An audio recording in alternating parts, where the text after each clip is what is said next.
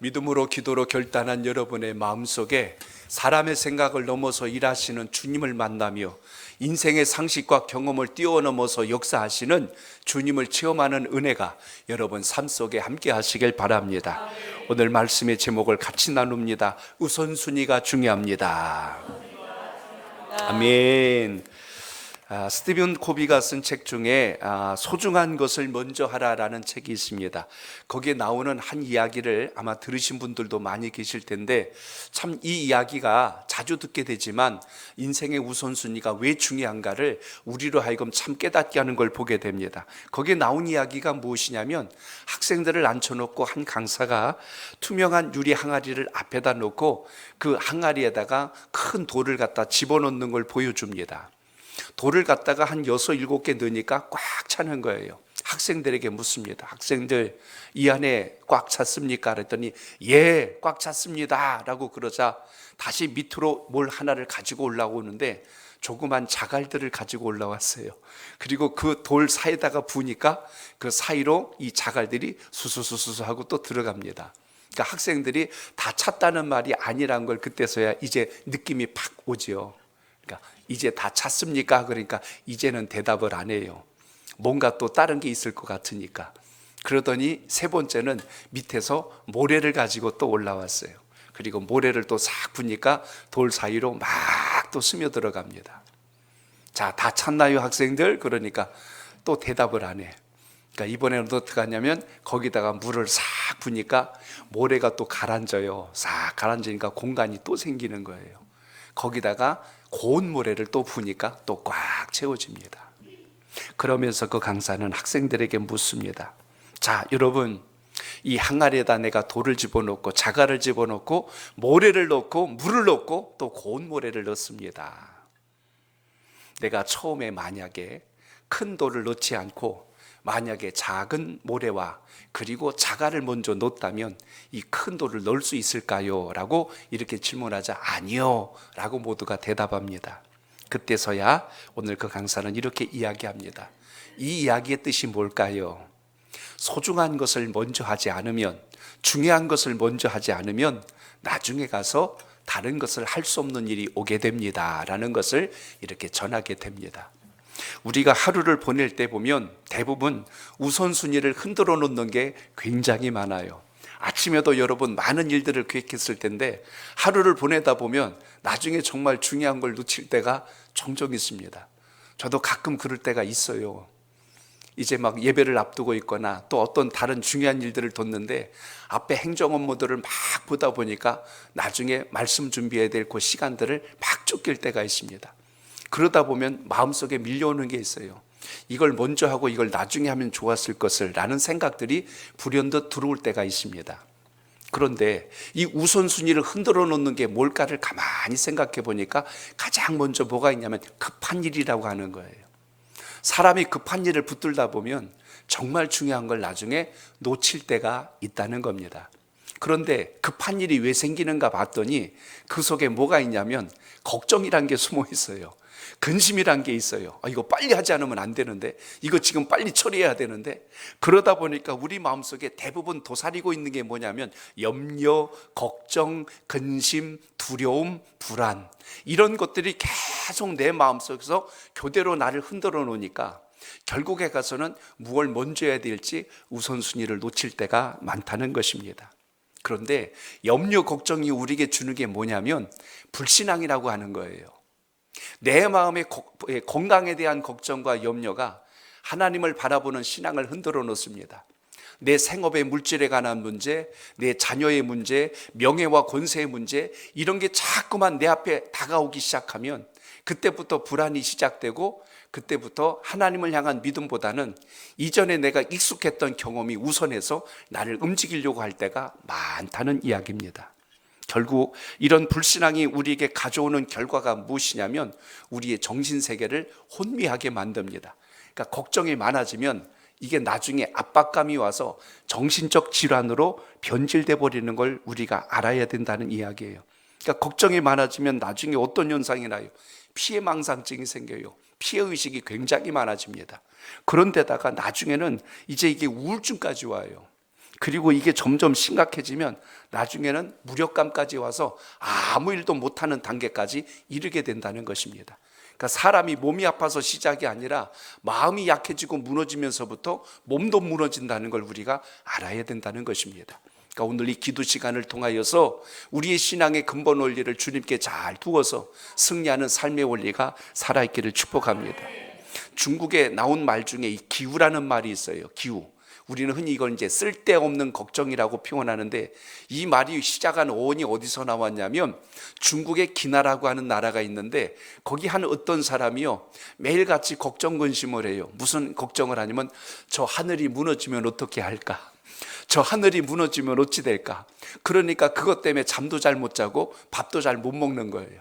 그래서 그 사람의 걱정을 덜어주려고 어떤 분이 이야기를 했대요. 이보게, 저 하늘의 기운으로 붙어 있는 것이기 때문에 결코 무너질 일은 없다네, 걱정하지 말게. 그랬더니 이제 그 말이 믿어져서 이제는 그게 믿어집니다라고 그렇게 마음이 편했는데, 다음 날부터 또 걱정을 하더래. 왜 걱정하냐고 물어봤더니 이 땅이 꺼지면 어떻게 하니.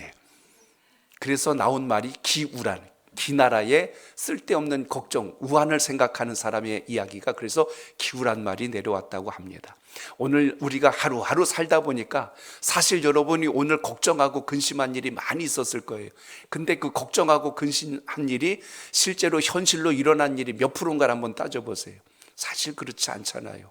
매일같이 우리가 많이 쓰는 언어 중에 하나가 죽겠네 아닙니까?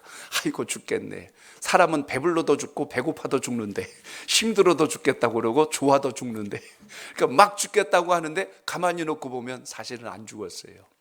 우리가 큰일 났네 했는데 큰일이 나긴 뭘 큰일 나요. 지나고 보면 또 아무 일 아닌 것처럼 또 하루가 지나가고 하는데, 우리의 삶 속에 정말 걱정, 근심, 염려가 너무 많습니다. 그래서 성경을 보니까 이게 어디서 또 잘 보여주냐면 이스라엘 백성들을 보면 우리가 알 수가 있습니다. 출애굽을 한 이스라엘 백성들의 모습을 보니까 애굽을 떠난 직후부터 그들의 걱정이 뭐냐면 먹는 거, 마시는 거, 그리고 그들이 이제 어떻게 우리가 가야 될지에 대한 염려가 가득했어요. 하나님은 그들이 걱정하는 것을 때에 따라 채워주십니다. 만나도 주셨고 메추라기도 주셨고 반석에서 물이 나기도 하셨고 덥네 춥네 그러니까 구름기둥과 불기둥으로 그들을 보호하신 하나님의 은혜를 성경은 우리에게 보여줍니다.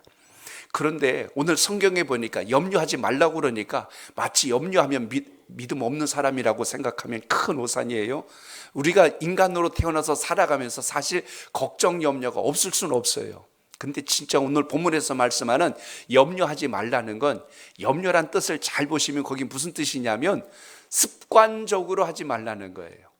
살다 보면 내일에 대한 계획이 있고 또한 어떤 일들이 있기 때문에 왜 걱정이 없겠어요. 근데 이게 습관이 돼버리면 문제가 되는 거예요.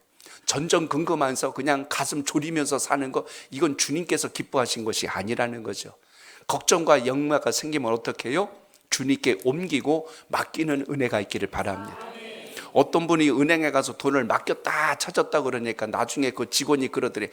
저기 손님 이제 맡기지 말고 가져가세요. 그러니까 왜 자꾸 그러세요? 그러니까 아니 믿을 수가 없어서 믿을 수가 없어서 확인해 봐야 된대. 그래서 넣었다 뺐다 그러는데, 그러면 은행 가지 말지 뭘 그것도 거기까지 가요. 차라리 그냥 이불 속에 넣든지 장판 밑에다 넣어놓든지 그렇게 하지요. 그러니까 여러분, 맡긴다는 건 신뢰 아니겠어요? 원어에 맡긴다는 의미는 굴려보낸다는 뜻을 가지고 있어요. 굴려보내면 내려가는 건데 그게 거꾸로 올라오겠냔 말이에요. 맡기는 게 그거거든요. 그러니까 오늘 이 기도하는 시간은 여러분의 걱정, 염려, 근심을 주님께 옮기시길 바랍니다. 제가 그런 이야기 하잖아요. 두고 봐 헌집 주께 새집다오. 오늘 여러분의 걱정과 근심은 주님께 다 내려놓고 주님께 주는 위로와 평안이 여러분 속에 함께 하시길 바랍니다. 빌립보서 4장 6절 읽어봅니다. 빌립보 시작. 아무것도 염려하지 말고 다만 모든 일에 기도와 간구로 너희 구할 것을 감사함으로 하나님께 아뢰라. 아멘. 아무것도 염려하지 말고 감사함으로 하나님께 아뢰라고 말씀합니다. 그렇기 때문에 이 금요기도에는 단순히 잠깐 왔다가 감정 위로받고 가는 시간이 아니고 주님 앞에 여러분의 체질을 바꾸고 여러분의 신앙의 습관을 변화시키는 기회가 되시길 바랍니다. 한 절만 더 볼까요? 베드로전서 5장 7절 시작. 너희 염려를 다 주께 맡기라. 이는 그가 너희를 돌보심이라. 아멘. 너희 염려를 주님께 맡기래요. 옮겨 놓으래요. 굴려 놓으래요. 그러면 주님께서 우리를 돌보신대요. 내가 나를 돌보려고 하니까 그렇게 힘든 거예요.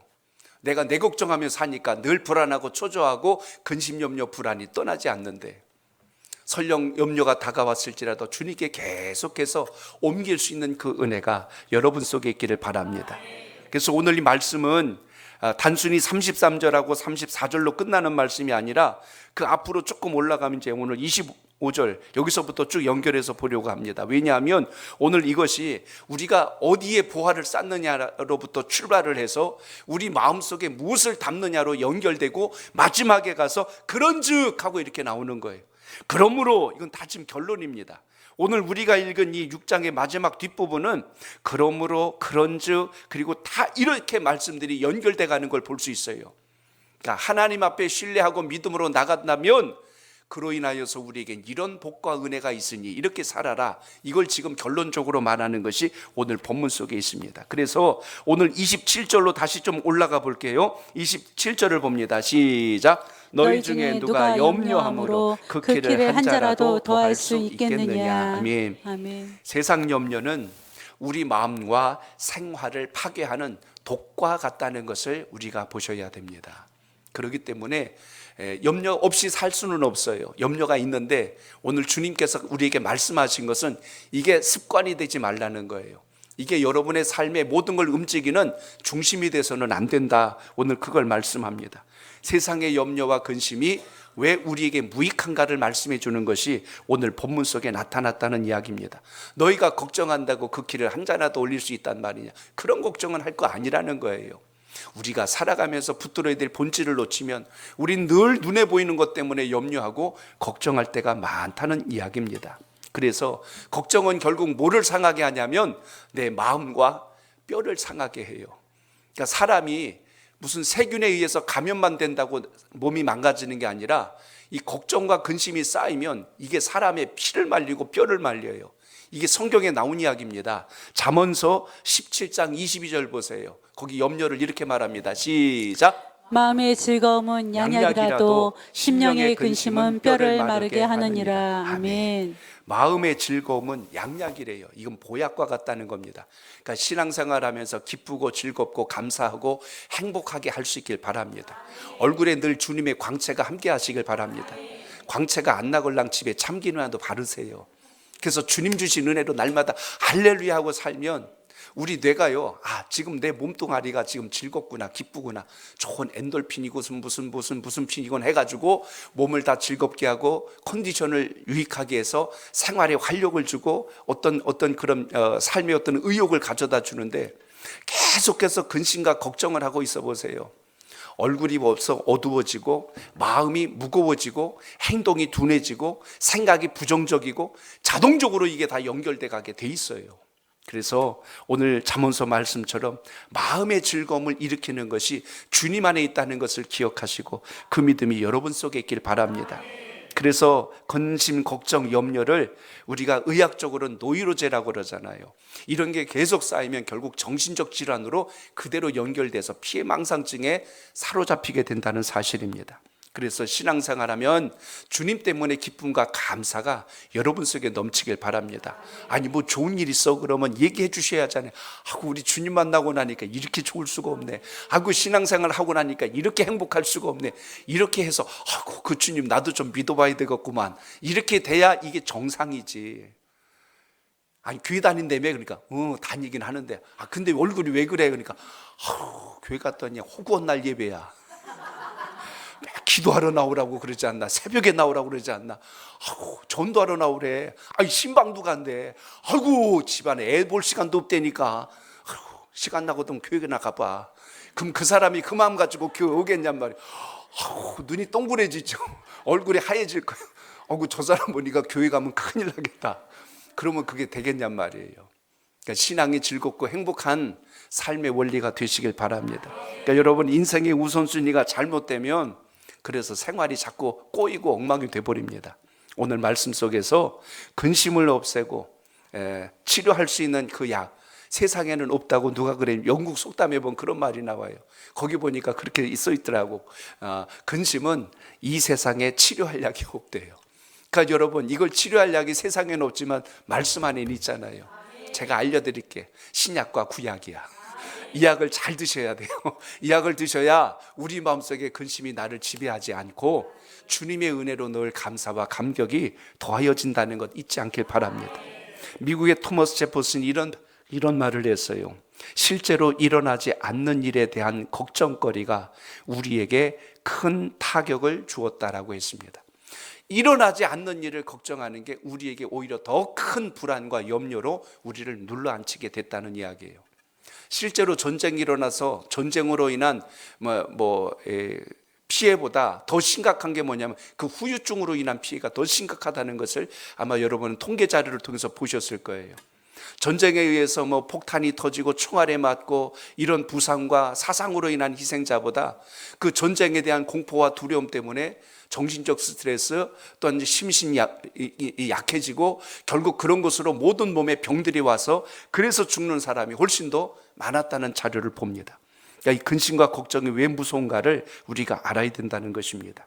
오늘 말씀을 통해서 우리가 다시 한 번 더 회복해야 될 게 있어요. 하나님께서 우리에게 말씀해 주신 가장 큰 영적인 원리는 우리가 감당치 못할 시험을 우리에게 주시지 않기 때문에 우리는 늘 주님께 맡기며 나갈 수 있는 믿음의 지혜가 있기를 바랍니다. 결코 하나님은 주님의 백성을 이 땅에서 망하게 하거나 죽게 하거나 쓰러뜨릴 목적이 아니라 우리의 삶 속에 근본이 무언가를 깨닫게 하시고 더 강하게 일어나게 하시는 주님의 역사가 있다는 것을 잊지 않길 바랍니다.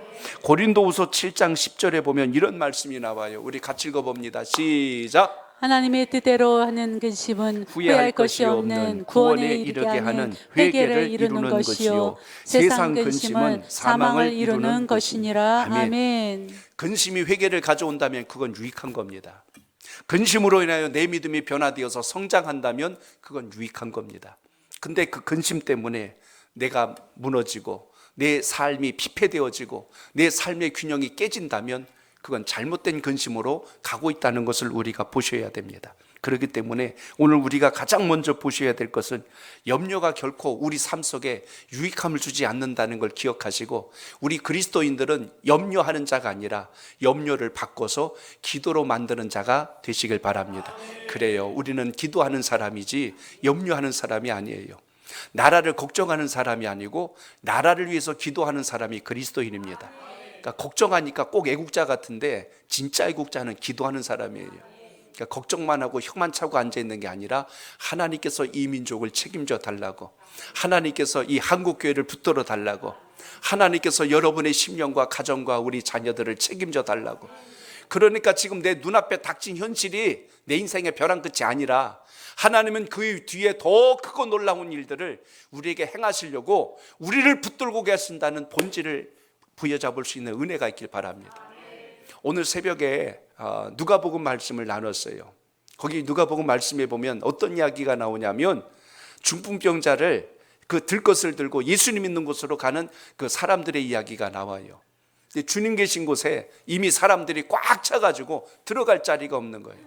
근데 그 말씀해 보시면 그 안에 누가 앉아 있냐면 유대와 예루살렘에서 온 바리새인들과 율법교사들이 있었더라. 말씀을 또 다시 읽는데 이번에는 제가 이 말씀을 묵상하다 이 사람들이 눈에 들어왔어. 아니, 그 쓸데없는 사람들이 왜 거기 앉아 있을까? 왜 제가 쓸데없다고 하냐면 이 사람들은 은혜 받으려고 앉아 있는 게 아니라 예수님의 꼬투리를 잡으려고 그 앞에 앉아가지고 이렇게 쳐다보고 있었다니까요. 여러분, 예배를 은혜 받으려고 앉아 있는 사람하고 뭔가 트집을 잡으려고 앉아 있는 사람하고 눈빛을 보면 안다니까.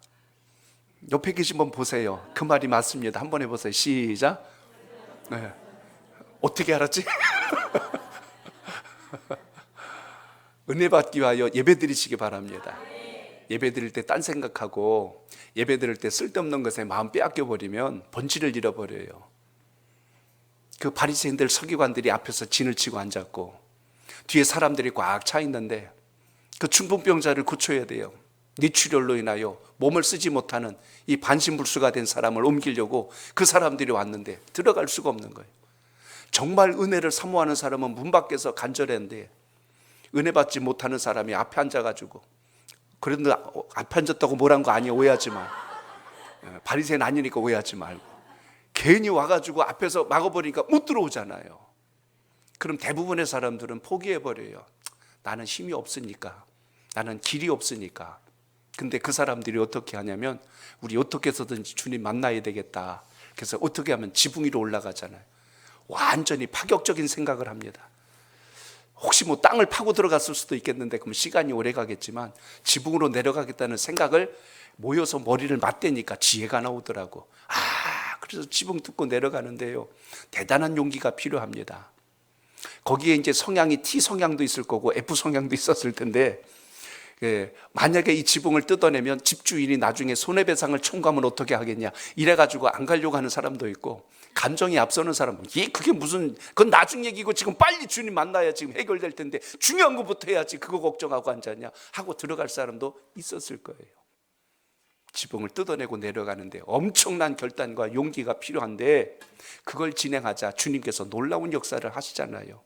그 병자를 고쳐주시는데 성경에 보시면 그 사람들의 믿음을 보시고란 말이 나와요. 그를 들고 온 사람들의 믿음을 보시고. 그래서 여러분, 여러분이 기도할 때 여러분의 입술에서 나오는 그 영혼과 그 생명을 주님께서 치료하시고 회복하신다면 주님께서 여러분의 기도를 보고 계신다는 걸 잊지 않길 바랍니다. 내 기도가 나만 역사하는 게 아니고 여러분을 통해서 여러분 가까이 있는 사람들에게도 능력이 나타난다는 걸 잊지 않길 바랍니다. 그러므로 오늘 믿음의 사람들이 가져야 될 것은 해보지도 않고 걱정하고 염려하고 포기하는 것이 아니라 하나님께서 길이 없는 곳에 길을 내시고 방향이 없는 곳에 방향을 만들어 주신다는 걸 기억하셔서 승리하는 신앙 되시길 바랍니다. 이스라엘 백성들이 광야를 지나 홍해 앞에 도달했을 때 거기서 길이 날 줄 누가 알았겠어요. 그들의 생각은 물에 빠져 죽는 것밖에 없었고 돌아서면 바로의 군대에 맞아 죽는 것밖에 없었어요. 그게 그들의 생각의 전부입니다. 그게 살아온 경험이니까. 근데 하나님은 내가 살아온 경험을 넘어서 일하시잖아요. 거기서 길을 내실 줄 누가 알았겠어요. 길을 낸 그곳에 그들이 빠져 죽을 줄 누가 알았냔 말이에요. 하나님은 그래서 여러분이 걱정하는 걸 넘어서 더 큰 일을 지금도 준비하고 계획하시는 분이란 걸 잊지 마시고 그 믿음이 여러분 속에 있기를 축복합니다. 자, 저를 한 번 더 따라합니다. 하물며 신앙을 가져야 합니다. 신앙을 가져야 합니다. 이게 굉장히 중요한 말씀이에요. 오늘 30절 여러분 읽어봅니다. 시작. 오늘 있다가 내일 아궁이에 던져지는 들풀도 하나님이 이렇게 입히시거든 하물며 너희일까 보냐 믿음이 작은 자들아. 아멘. 제가 30절을 읽다가 이 하물며란 단어가 눈에 확 들어오는 거예요. 하물며. 야, 여러분, 하물며란 의미가 뭐예요? 더군다나. 이 말을 했던 이유가 뭐냐면 아궁이에 던져질 저 들풀도 하나님께서 입히신대요. 저 보잘것없는 저 풀도, 들에 핀 백합화도, 하늘을 나는 저 새도 하나님이 입히시고 먹히시고 살리시는데 하물며 나인들, 우리가 그만 못하냔 말이에요. 왜 내 인생을 초라하게 만들고 내 인생이 불쌍하다고 그러고 내 인생이 인생 끝나고 종친 것처럼 그러냔 말이에요. 그런 풀들도 있는데 가끔 전 정말 그 생각 해봤어요. 새벽기도 마치고 집에 가다 보면 집 앞에 비둘기들이 막 있고 또 고양이들도 왔다 갔다 하고 막 그래요. 가끔 그 생각 한다니까. 저 고양이들은 뭐 먹고 산대? 저 새들은 도대체 어디서 밤새 추운데 어디서 견뎌냈을까? 추운 겨울날 여러분은 옷을 그냥 이중상금 파카옷까지 두껍게 입고 앉았는데 밖에 있는 나무들은 옷 하나 입지 않고도 어떻게 이 겨울을 나고 다시 꽃봉오리를 피울 수 있을까? 하나님의 손길을 생각하면 참 신기하고 놀랍거든요. 저런 자연의 풀들도, 새들도, 들고양이들도, 집 잃은 개들도 하나님께서 다 살도록 보살피시는데 어찌하여 우리가 하나님의 보호하심 있는 걸 잊어먹고 살 수 있을까? 옛날에요, 저희 집에 결혼하기 전에요, 집에 십자매가 좀 있어서 이렇게 키우고 있었는데 이거 얘기 한번 언젠가 드린 적 있을 거예요. 참새가 집에 들어왔어요. 제가 그 참새가 불쌍해가지고 국률한 마음이 들어서 배고팠는지 막 나르다 뚝 떨어지더라고. 제가 못 나가게 물을 막아버렸어. 보호해 주려고. 밖에 나가면 먹을 것도 구하기 힘든데 챙겨주는 거 먹으면 얼마나 좋겠어요.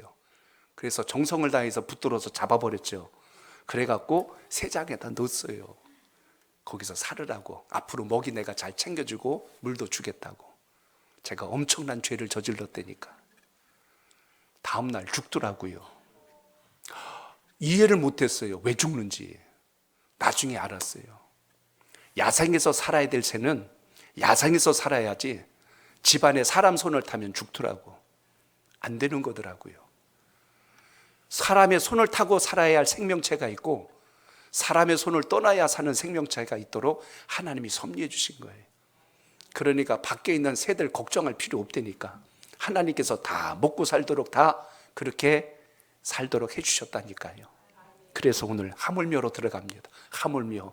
오늘 이 기도하시는 여러분, 태산 같은 기도와 걱정을 가지고 왔을지라도 하나님이 여러분 안 죽이셔요.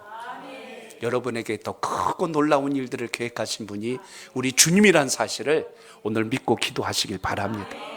사도 바울도 이것이 우리 신앙과 믿음의 원리인 것을 우리에게 가르쳐 주는 것을 보게 됩니다.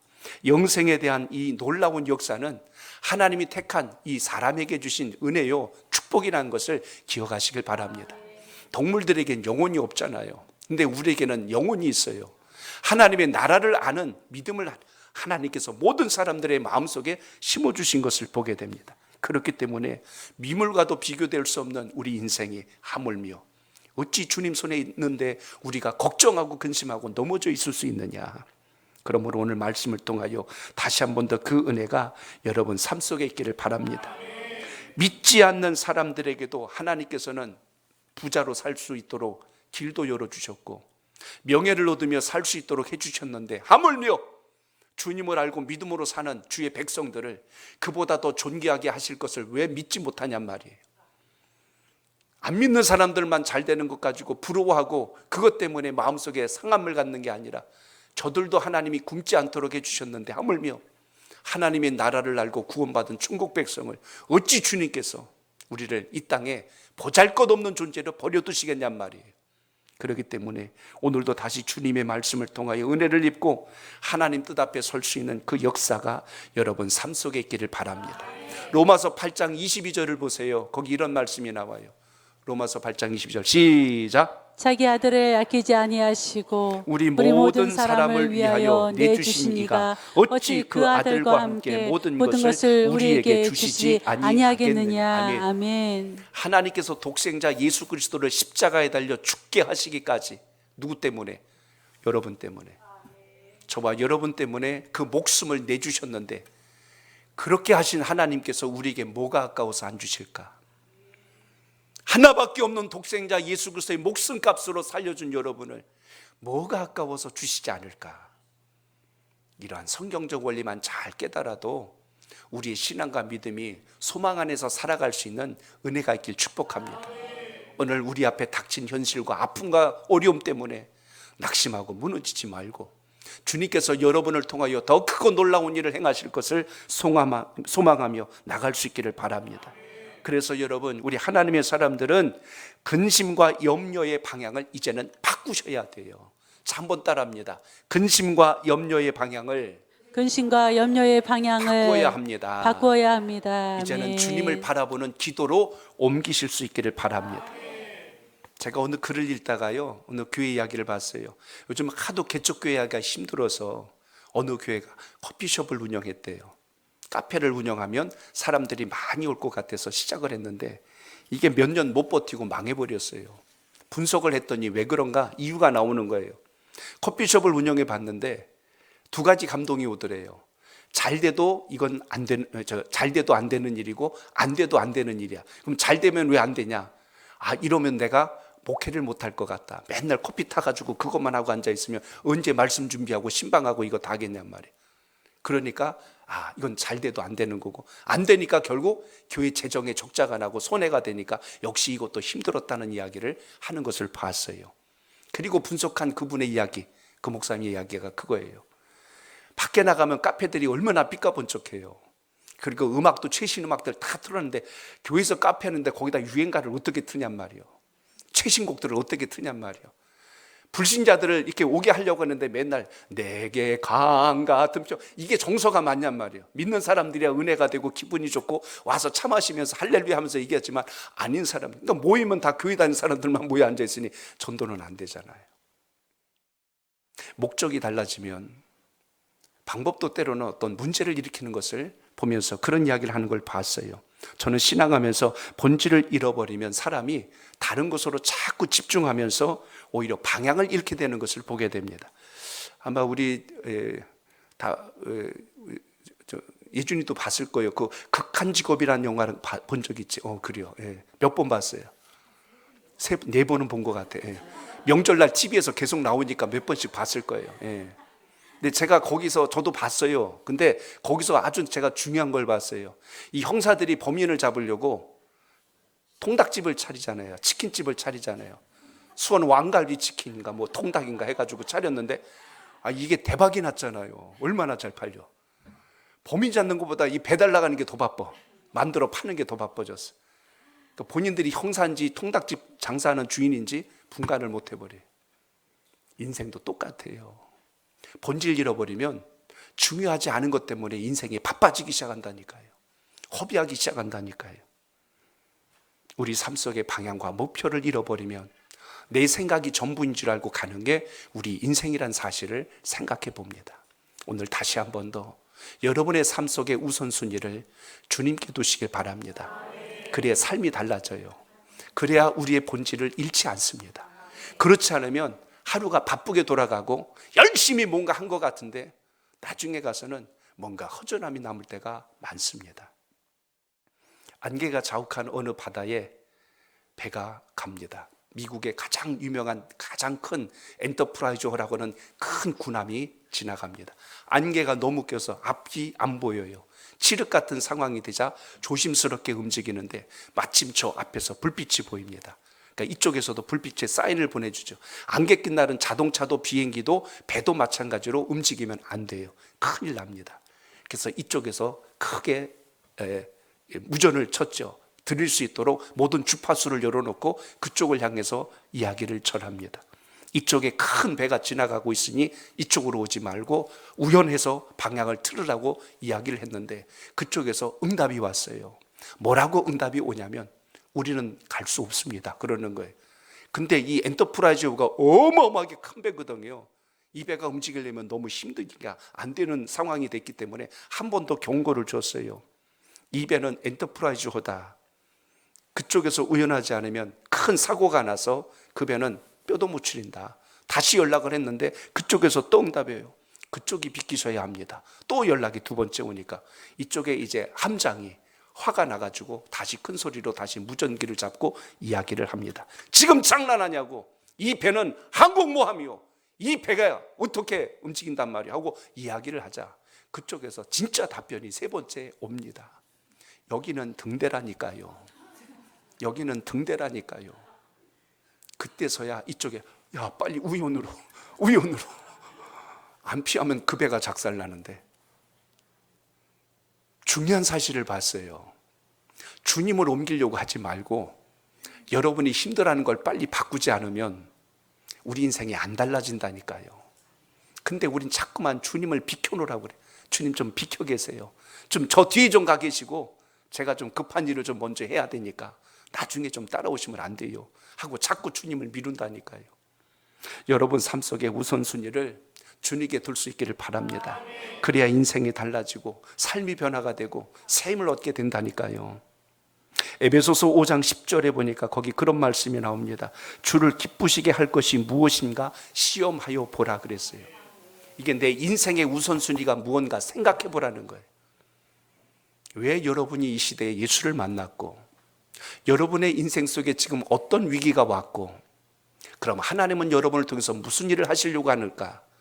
이 답이 딱 떨어져야 두려움으로 살지 않고 걱정으로 살지 않고 믿음과 소망으로 살 수 있는 삶의 희망이 있다는 이야기입니다. 그렇기 때문에 성경의 모든 말씀을 종합해 보더라도 나의 단점과 나의 잘못 때문에 낙심하고 거기에 눌러앉은 인생치고 변화되는 사람이 없어요. 그런데 그 뒤에 일하실 주님을 다시 한 번 더 바라볼 수 있는 믿음의 안목과 통찰력이 그래서 중요하다는 것입니다.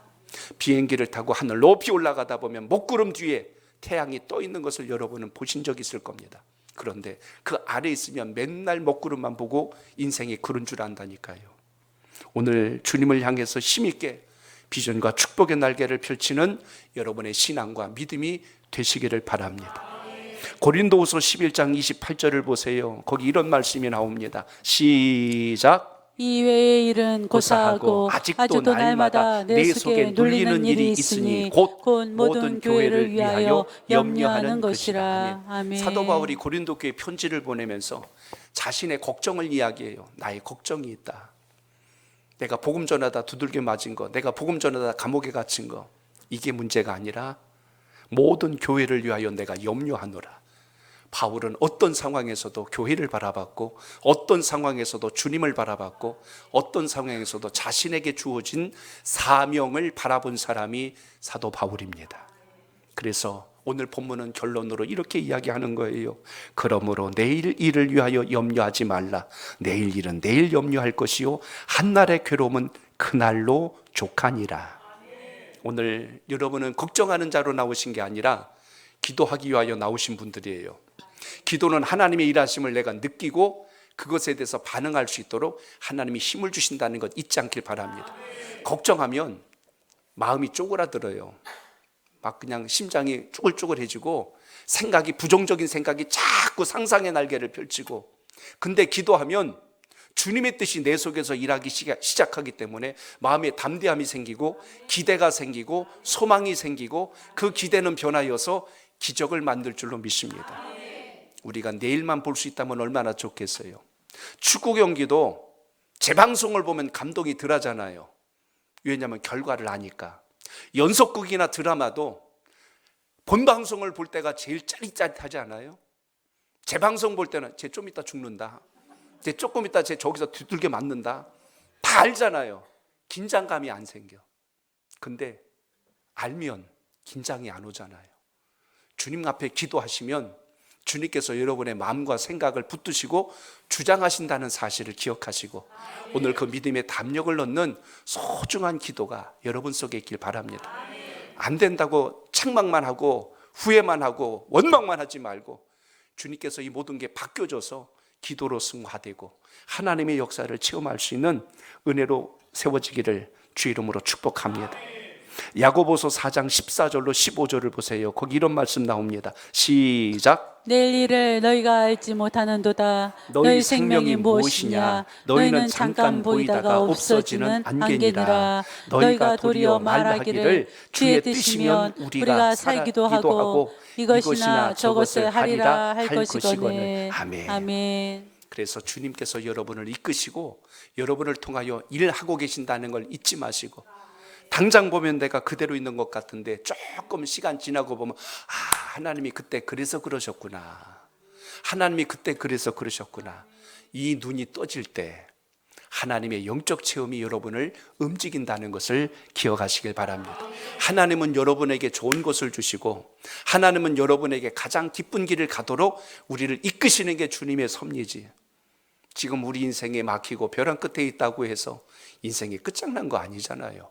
오늘 다시 주의 말씀 잘 붙들어서 승리하는 신앙이 되시길 바랍니다. 끝으로 한 절만 더 같이 읽습니다. 베드로전서 5장 7절 시작. 너희 염려를 다 주께 맡기라. 이는 그가 너희를 돌보심이라. 아멘. 주님께서 여러분을 돌보시고 이끄시고 있다는 사실을 명심하셔서 오늘 그 신앙으로 승리하시길 바랍니다. 1997년도 아마 그때쯤이죠. 아마 방송에서 이 광고 많이 나왔을 거예요. 하나님을 기쁘게, 사람을 기쁘게, 알로에 마임. 들어보신 적 있어요? 다 젊으셔서 모르시나 보다. 그 광고가 나간 적이 있어요. 알로에 마임이라는 회사가 있어요. 유영섭 회장입니다. 30대 중반에 사업을 시작했어요. 젊은 패기로 사업을 온 정성을 다해 열정을 쏟았는데 실패했습니다. 부도가 났어요. 다시 사업을 시작해서 좀 성장한다 싶으면 생각지도 못한 일이 뻥 터져가지고 또 주저앉고 무너져 버립니다. 그러기를 무려 8번이나 했대요. 참 저는 그분 대단해요. 7전 8기란 말 있지 않습니까? 대부분 이쯤 되면 나는 사업가로서 자질이 없나 봐 그리고 때려쳤을 거예요. 근데 그 벼랑 끝에서 하나님께 기도합니다. 어떤 분은 벼랑 끝에 서면 인생을 자포자기하는 사람이 있고, 어떤 사람은 그때 하나님께 매달리는 인생이 있는데, 그 유용섭 회장은 하나님을 매달렸어요. 하나님 도와주시옵소서. 하나님 저를 도와주소서. 하나님 제 인생을 책임져 달라고 기도하는데 마음속에 응답이 오더래요. 오늘 마태복음 6장 이 말씀입니다. 너희는 먼저 그 나라와 그의 의를 구하라.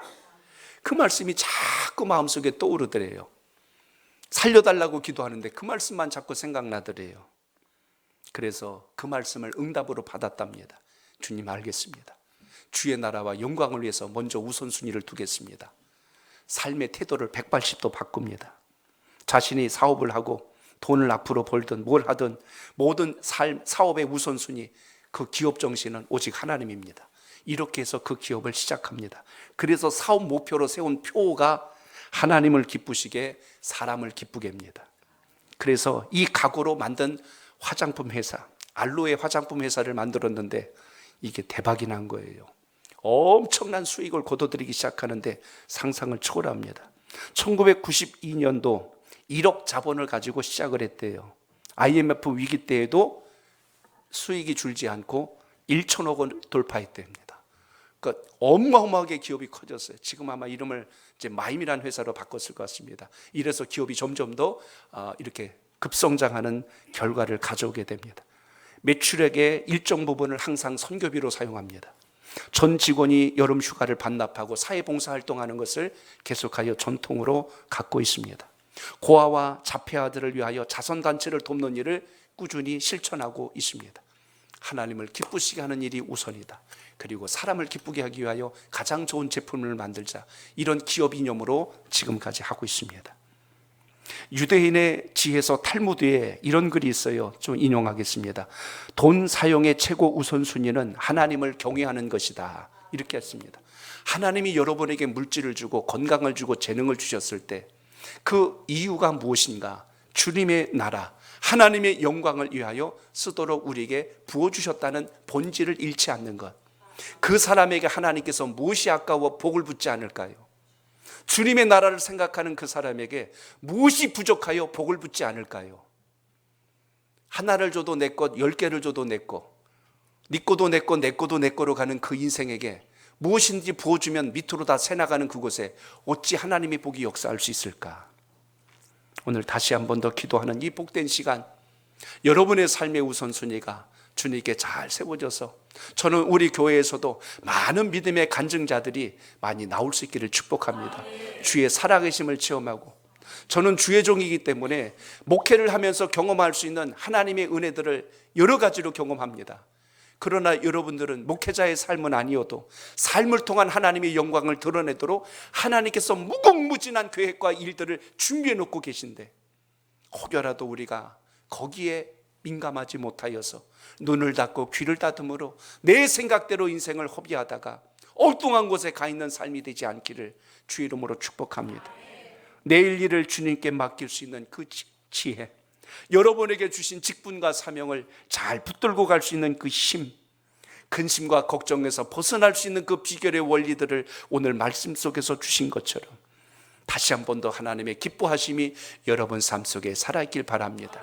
제가 오늘 읽은 본문에서 염려하지 말라는 말이 5번이나 나와요. 염려하지 마라, 염려하지 마라. 염려가 습관이 되게 하지 마라. 염려를 할 수 있지요. 걱정이 올 수 있지만 그때마다 우린 이것을 기도로 바꾸고 주님께 옮기고 하나님의 뜻을 붙들 수 있는 믿음의 지혜가 여러분 삶 속에 살아있기를 주의 이름으로 축복합니다.